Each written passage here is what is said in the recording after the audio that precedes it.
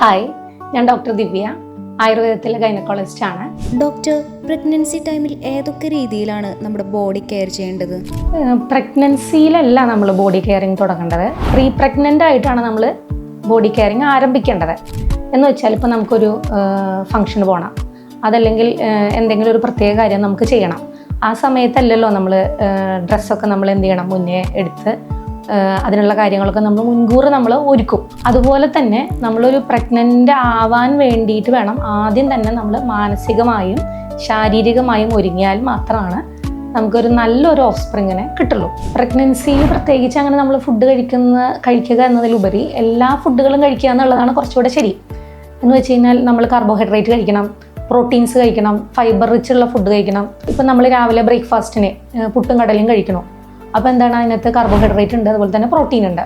ഇനി ഉച്ചയ്ക്കാണെങ്കിൽ നമ്മൾ ചോറുണ്ണണോ, അതുപോലെ തന്നെ തോരൻ പോലുള്ള സാധനങ്ങൾ കഴിക്കുന്നു. തോരനകത്ത് എന്താ ഉള്ളത്, കൂടുതലായിട്ട് ഫൈബർ കൂടുതലായിട്ടുണ്ട്, അതുപോലെ തന്നെ കാർബോഹൈഡ്രേറ്റ് ഉണ്ട്. നമ്മൾ മിൽക്ക് കഴിക്കണം, ഫിഷ് കഴിക്കണം, അതിനകത്തൊക്കെ ആണെങ്കിൽ ഫോളിക് ആസിഡിൻ്റെ അളവ് കൂടുതലായിട്ടുണ്ട്. ഇത്തരം കാര്യങ്ങൾ ശ്രദ്ധിക്കുകയാണെങ്കിൽ അത് അമ്മയുടെ ആരോഗ്യത്തിനും അതുപോലെ തന്നെ കുട്ടിയുടെ ശാരീരികവും മാനസികവുമായ വളർച്ചയ്ക്കും നല്ലതായിരിക്കും.